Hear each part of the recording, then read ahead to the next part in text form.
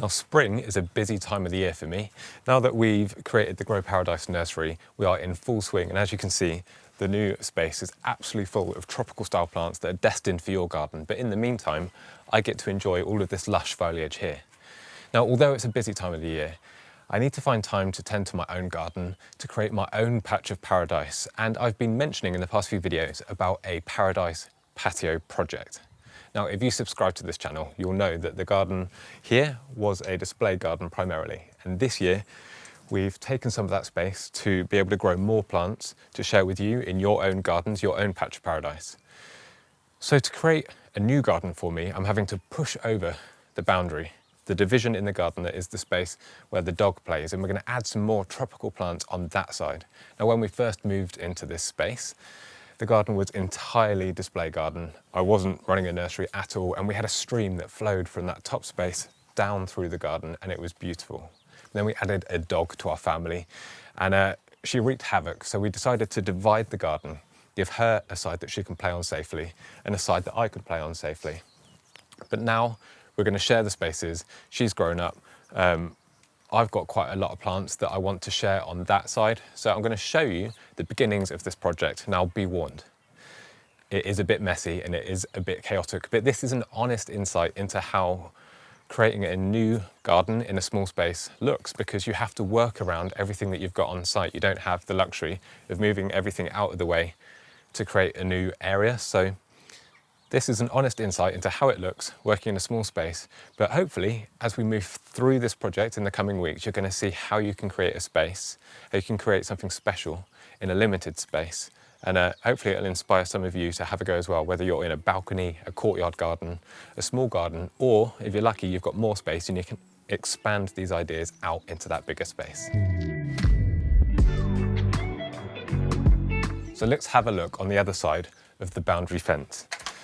Now, it's not a huge area. It's what you typically get on a new build house. Small patio at the back, bit of a gravelled area, and me being me, I've absolutely jam-packed it full of plants. Now, everything that's here is in pots at the moment, and you might recognise plants like the euphorbia that were growing in the display garden before. Now, they've all been containerised, and so many of them have thankfully survived winter. And I've managed to keep these plants, which saves me a fortune in having to buy big plants, so that I can dot them around in this area. Now, I'm going to grab the camera and point at plants and show you what's what, because it is a small area and it's difficult to find space to get the camera backwards and kind of me in shot. So grabbing the camera, show you around, I'll show you what plants we've got to work with, what was here before, and share some of the ideas that we've got for this space. So this is the space we have available at the back of our house. As I said, there's a little patio area, which is where the washing hangs. And I know this is a problem for so many people that like to grow big, lush gardens. Where do you put the washing line? Well, this is the spot for us because it's one of the few spots that has enough open space that a washing line can spin. We've got the gravel area where the dog does her business, a raised bed just there, with some plants that were planted when this was the start of the tropical garden with the stream. We've got all of these containerised plants, some dug up from the old garden and some new additions, but I'll talk through those in more detail. Then the garden path that walks up here. Now, this area was gravelled before, but I've dug it over and I've added compost. So it's a shallow raised bed just to help with drainage, because remember, this garden is on clay soil, very, very heavy clay soil. And then something that's very necessary for a small garden and a new build house with very little storage is a garden shed. Now, when we first moved in, there was an enormous shed at the bottom of the garden where the greenhouse is now, down there. So to find a small shed that fits in to one side of the patio is great. Now, it does use up quite a lot of space compared to the available space that we've got here, but it's necessary. So I think we'll be keeping that for now. Now, if I spin around, you'll see that on the patio area, I've got loads more plants, loads more things that I might add to this Paradise Patio project. There's a brick wall to the neighbour's house that then turns into fences. So it's quite a nice, secluded feeling area. Now, one thing that's quite a big addition that we'd quite like to add is a pagoda coming up and along here and down. So it's a nice covered area so we can sit out and enjoy this outside space, even in kind of a rainy day. And we can sit here down a bit lower, so you just tuck down, then it feels much more secluded. And you can look around, all of the greenery, and it feels really nice and lush. So that's one thing we're contemplating doing. The second thing is changing this picket fence to something that feels a little bit more tropical. Now these uprights are concreted in, so we can still use those, and we're toying with the idea of possibly changing it for horizontal wooden slats, or I've seen some really nice bamboo fencing that you can get that will really, really give us that tropical vibe. And when I'm looking at this picket gate, which I'm quite proud of, it was one of the first gates that I've made, actually the only gate that I've ever made, I'd quite like to try and create a Balinese style gate at half height like this so that we can still see all of the greenery beyond. But that's going to be a few weeks down the line because I want to get the plants in first. Obviously because I'm plant obsessed, but also because of the time of year. The earlier we can get them in, the bigger they're going to get through the year. I think this shed, we painted it this colour because it matched that picket fence, but we might paint it a darker colour. We're toying with this one at the moment, we're thinking about it. But darker colours kind of recede back, and we like the purple that we've done the fences. So we might do it a purple because that pops out against the green foliage, and we really want this place, this area to feel really, really green and lush and secluded. And although a lot of these plants are going to have to stay in pots, we want to try and create a layered look, which I've seen so many gardens do really, really successfully. There's a garden in Singapore that I love. It's Irene's garden. I think it's called Min's garden. It's absolutely beautiful, and she grows so many plants in pots, but it creates a lush green feel. So let's have a look through some of the plants that we've got available. Now we're not going to use all of these. I've just kept some nice plants back, and I'm going to have to be picky. I'm going to have to control myself and not put every single plant in. So a plant that's always lived on our patio is this jasmine, Trachelispermum jasminoides. And you can see it's growing in this huge pot, and it's been really happy here, bakes in full sun throughout the year. These are candlestick supports that you can hang lanterns and things off of, and I've just tied 4 of them together.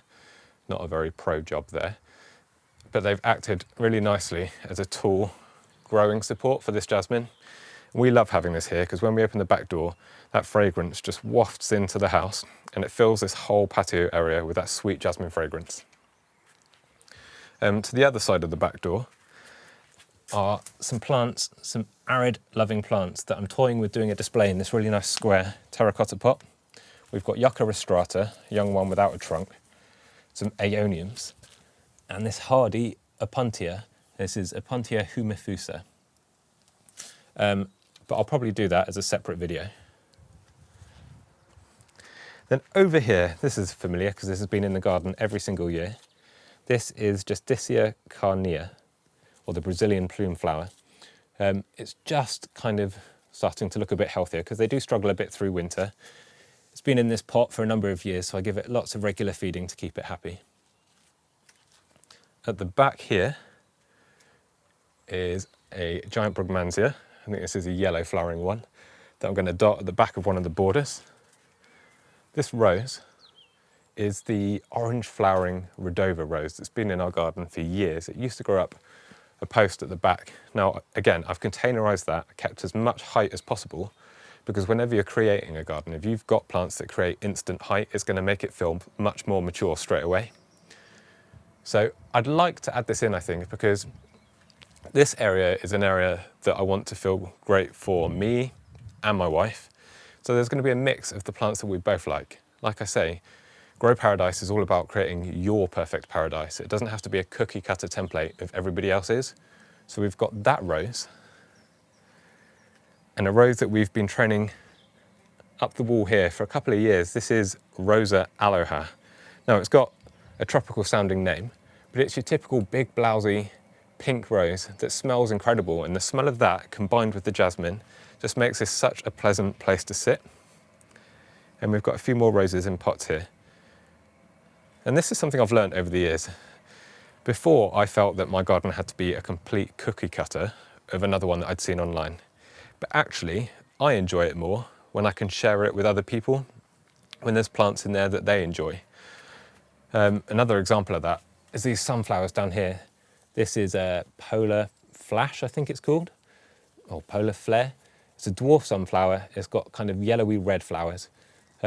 We first started growing sunflowers when we were in a flat and we had this tiny little balcony out by the front door, and we grew a pot of sunflowers and it just added a splash of colour.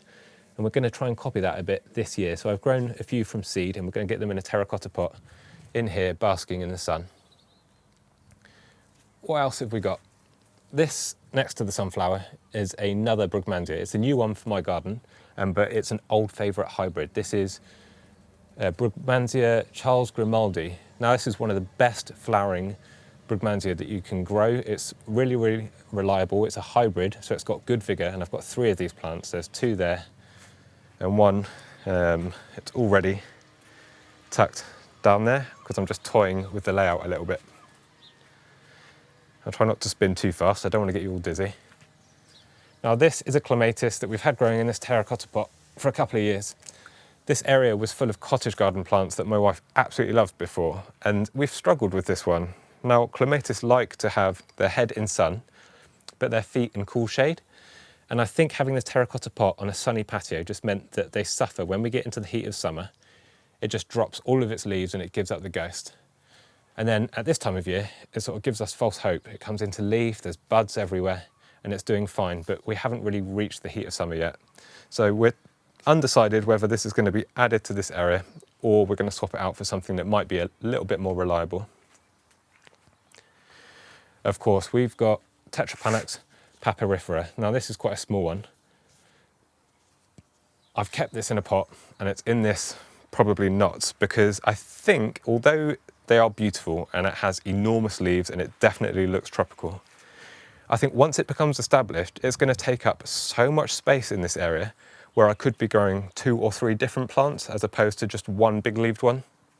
So I haven't decided yet. This is the thing with small spaces. You either go for one big feature plant that adds kind of real impact, or you swap that out for several smaller plants. And if you're someone like me who likes to experiment with different plants, the opportunity to grow more in a space is sometimes quite a bit more appealing for me. Now, if we come over to this raised border, this has looked fantastic in previous years. My wife's planted it up with lots of cottage plants and the pollinators have been pulled in. It's just full of flowers and it looks absolutely great. And because the plants are actually planted into the soil here, they do really, really well. Now this geranium that's already in flower is Geranium Roseanne, and I like it. It is a cottage garden plant, but I think these purple flowers, and it flowers its socks off all summer long, so it sort of trails all the way down here in the later weeks of summer. I think they're going to look good against the lush green foliage, so that can stay. I've got an Abutilon in a pot at the front. This is Abutilon Lily, and it's in bloom. Now, I've sat this here. I think I've mentioned before, I like to sit pots in situ before I do any planting, because I can just see if the plants are happy in these spots, and I can imagine how it's going to look through the seasons a bit more. I'm not one of these people that can easily sort of plan everything out on paper and get everything perfected without being a bit hands-on and sitting things down in situ. And if you're the same, there's no problem with that. Play around, sit things in the spots and see what works for you. You don't have to be able to figure everything out beforehand. I'm very practical. I like to get out there and do things to see what works. Now behind that is a new climber that I've added to the garden. This is a clematis. It's a really nice clematis. It's name I can't remember, but it's still got its label on. Clematis Winter Beauty. So it has these huge, or relatively huge, evergreen leaves and winter flowers, these white recurved bell flowers in winter. And because this area is close to the house, I want to add some winter flowers because it's an area that we're going to see out of the back door all year long. Now this evergreen climber, I'm sort of letting it decide where it goes. So it's climbing up this Magnolia grandiflora, as well as climbing in and through the rows. And hopefully, oh, I'm standing on pots. This is the issue right now. This is why I desperately want to get this project done. Like I said, this is a real insight to creating a garden in a small space. Once the rose has done its thing in summer and it's put out all of these heavy fragrant flowers, I'm hoping that that evergreen clematis will climb along the wires that we've got on this wall and then provide winter interest. Now, these wires are found in a skip. I'm not sure what it is, but it's done the perfect job tied into the wall here. I love kind of recycling objects and seeing new ways of using them. I've got 3 layers of it, so we're going to train the rose along here as well as the clematis and any other climbers that I might decide to add through the years. Now this might have caught your eye. This is a Musa sycamensis, the one that I grew from seed. It was growing in the garden last year in the ground and it looked absolutely fantastic. And I had to dig it up in winter because we're turning the garden into the nursery. That is not the time to be digging up bananas. Well, the stem was still sturdy, and it still is now, and it's green when I peel it back at the top. So it's trying to grow, but I think it's not getting enough water because it's in the pot. So before I give up on this, I am going to plant it into the ground and see if we can resurrect it, because it just looks great with its green and red striped leaves. And then we'll come around here. So we've got Begonia pedata fida. This one's looking a bit sun-scorched because it was growing in the shade in the greenhouse and I had to hastily bring it out. That's why it's now tucked under here. We've got the beautiful Euphorbia cross-pasteuri, John Phillips. And I'm so pleased that it actually still flowered, despite being brutally dug up in winter and then shoved into a container. The flowers aren't quite as big as they are when it's in the ground, but it's still bringing in loads of pollinators and adding that sweet honey smell to the garden. There's quite a scraggly looking Brugmansia here that is producing flower buds, if the snails don't get to them first. Put them down there. So we might get to enjoy some flowers soon. There is another Justicia carnea, that Brazilian plume flower down here, with a Fargacia ruffa bamboo tucked in. Remember, these are all in pots so that I can play around with the layout, but these are just some of the plants, the ingredients, if you like, for the Paradise Patio project. Our still water bowl is still down here. I'd like to add water into this area, whether it's the water bowl or whether we kind of build a water feature in somewhere, I don't know. But the sound of water is something that I really love in a garden. So if I can build that into this small space, I know I don't ask for a lot. If I can build that into this small space, then I'll be a happy man. This is Soteria palmifolia. This is a half hardy to tender palm-like grass. It's got really nice textured leaves. And I've got a couple of clumps of this, again, sat in a pot, ready to be planted out. This sad looking plant is Lobelia bambusetii. It's looking a bit happier now that it's out from the heat of the greenhouse, but we'll see whether this perks up, whether it's worthy of this Paradise Patio. The ever beautiful foliage of Woodwardia radicans, or the giant European chain fern. Now, I was worried about this. I had to dig this up from our previous garden, and it didn't look very happy at all. I mean, this is how it looked. All of the foliage died back and I wasn't sure whether it was going to put out new growth, but thankfully it has. And I don't think you can beat this gigantic foliage. It just looks great, kind of arching over that water bowl as well. Maybe these two will stay quite close together when we decide what's going where. I've got some cyclamen here. My wife chose for kind of early interest in the garden. They're just going over now. There are some Phytolacca boom. I grew these from seed. It's a really nice plant with kind of lush green foliage, thick fleshy stems, and you get masses of these pink flower spikes followed by dark berries. There's one down here that's already got berries in. There is a Trachycarpus fortunei. I think this is possibly the first palm I've ever grown in the Grow Paradise garden.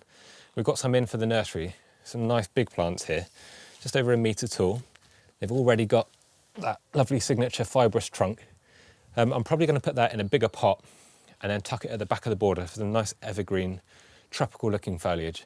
Like I say, evergreen is important here because this area is going to be what we see out of the back door all year, and I don't want it to die back to nothing kind of in winter. But a couple of highlight plants in summer are absolutely fine. Something like this, Canna Tropicana Gold and Canna Tropicana.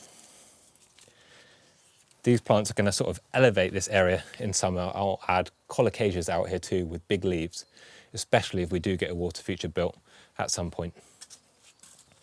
I've got quite a tatty looking Farfugium Oreo maculatum. It's grown in a container so I can protect it from slugs and snails. We'll see if I can sit that in somewhere. We've got Semponiums, nice big ones here. This is Semponium Diamond, Sienna, and Destiny at the back. This wire kicking around is for our solar lights. These have been out in the garden for 2 or 3 years now, and they're doing so well.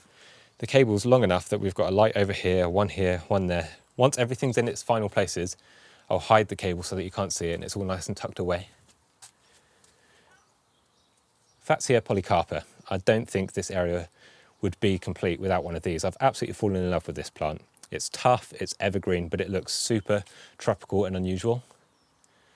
And Podocarpus henkelii. Really nice, weeping evergreen foliage. It's got this pale green new growth that looks really nice. I've got that again in a pot at the back of the border just to give some height. And just here is Pseudopanax Moa's toes. I grew this from a tiny little plug plant a few years back, and it's been growing in this container for, well, probably about 5 years now. I just give it plenty of high nitrogen feed to keep it happy. And again, that creates a nice, slightly different foliage effect, but good evergreen height at the back of this area. And then just to the other side of that area, just past the garden path, is this narrow border here. Now, all the way down the length of the garden, this bed is all exactly the same depth, and it just shows how big a plant and how much height you can get in a narrow border. So I'm hoping that we can get this area to feel the same. And I've added some repeat plants from that side to help stitch it all together. So let's have a look from left to right, what's in here. Now, some of you might recognize this plant.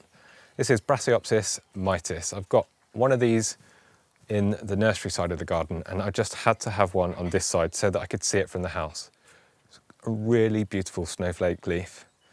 Absolutely ridiculous stem that attacks me anytime I come anywhere near it. So that's tucked at the back of the area here, and I've sort of laid the plants out roughly how I think they might look good. I've put an evergreen jasmine here, Trachelospermum jasminoides, and this is a cultivar Star of Tuscany. I've actually got this on the online shop at the moment. It's a large flowering jasmine with kind of a egg yolk yellow centre and a really, really sweet fragrance. Now, if I can get a wire kind of arch over this part, and I can get that evergreen foliage and those flowers and that scent to just cover this area, I think that will look really good. And a bit of tactful planting. We love our neighbours, but to have an arch here would just subtly block these windows and give us that extra bit of privacy. It's not about blocking neighbours out in every single part of your garden and cutting yourself off. It's great to stop and chat to the neighbours, but if there's one spot where you can sit down and completely relax and feel safe and secluded, I find that kind of essential for a garden. Just one corner, if you can create that in one corner, it's just such a nice feeling. We've also got Fatsia japonica spider's web, that really nice kind of webbed variegation. I think that will look great here, add a bit of contrast to the lush green foliage. Again, evergreen, so it's going to provide winter interest. We have an Areobatria japonica, the loquat tree. I grew this from seed. I've potted it on, so it's pushing out this lovely silvery new foliage. I think that will look great here. I'm gonna, rather than grow it as a tree, I've seen it grown as a shrub form in other gardens before, so I'm gonna sort of try and do that here to give a bit of height up to about this level, and then just keep it nice and shrubby. I've got another one of those Soteria palmifolia, the palm grass. It will grow up. I've planted it out before, up to about 60 centimetres. Adds nice foliage effect, so I think that will look great there. And a butylon here that's flowering its socks off already. A butylon apfelzine this is. It's a really nice orange one. Now, the colour scheme here, I'm undecided. Obviously the orange looks great in front of that purple fence, but when you pair it with the pink roses that we've got, I'm not sure it's going to look good. So whether this goes back to the nursery side I'm yet to decide. But to pick up on that orange, I have got this. This is, what is it? Cuphea ignea, or the Mexican cigar plant. It's got these orange flowers that look like burning cigars. It's a really nice plant, again, grown from seed, that will get quite big, maybe 60 centimeters tall and nice and bushy, and it will produce masses of these orange flowers all summer long. So if I do decide to go for a bit of orange here, I'll sort of pick up the theme. This plant is Sonchus fruticosus, the tree dandelion. Now I know we spend all year trying to get rid of dandelions, but this one, once I set it free, put it in the ground, it will grow enormous. They're not completely hardy. They do need a bit of warmth, ideally a frost-free environment, and it might get through. Now the great thing about our patio is it does bask in sun all year long. Even in winter, the sun just skims over the roofs of the houses opposite there. So right at this end of the garden, it stays nice and warm. So I'm hoping I can get away with some slightly more tender plants. I've said this before though, so time will tell. It doesn't always work out, but it's always worth experimenting if you can. Another one of those beautiful Fatsia polycarpa. I've got probably 4 in the garden now. I just think it's brilliant. This is a new Fatsia for the Grow Paradise garden, Fatsia camouflage, with this kind of tri-tone variegated leaf. You've got the dark green, mid-green, and then a paler green in the middle. I've had this plant, I've grown it on from a plug plant. I will be having some in the nursery shop soon, probably mid to late summer. But I'm going to plant one of those here just for a bit more evergreen interest, different foliage colour. This is Geranium madurense. Now this is a giant jungle geranium from the island of Madeira. And I love this. I've grown it in the garden before. There's a pink flowering form and a white flowering form. I can't remember which this is. I grew it from seed. It's got these thick maroon red stems. These leaves will get to 60 plus centimeters across with this really nice dissected form. And then when it flowers in its 2nd or 3rd year, you get an enormous orb of hundreds of typical geranium looking flowers, but held on these sticky, hairy stems. It's a really oddball plant, which I'm obviously attracted to. So I'd like to try this here. It did remain evergreen for us. It froze and thawed out with very, very little damage and then bloomed the following year. This is another one of those Brugmansia Charles Grimaldi, a yellow flowering one. And I'm hoping if I plant it out, it will grow enormous at the back here and we'll get to enjoy loads of those really heavily scented flowers that pump out their fragrance in the evening.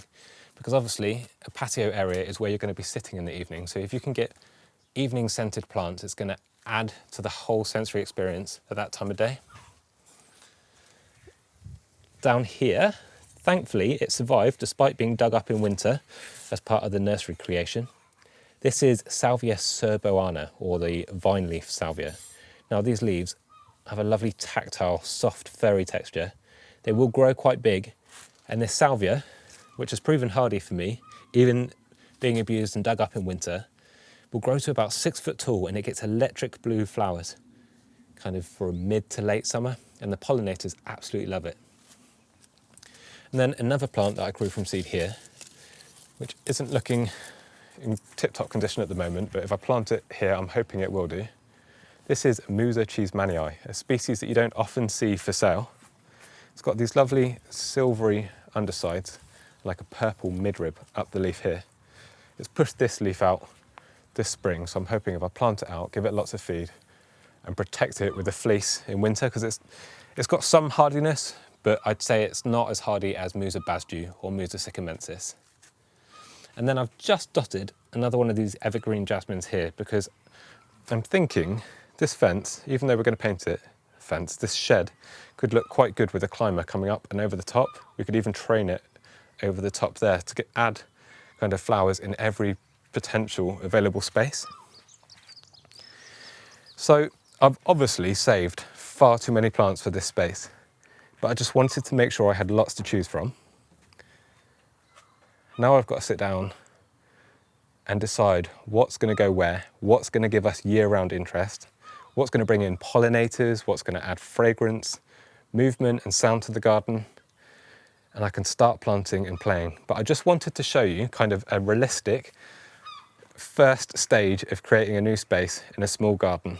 It's not always pretty, it's not always neat, but it's a necessary step.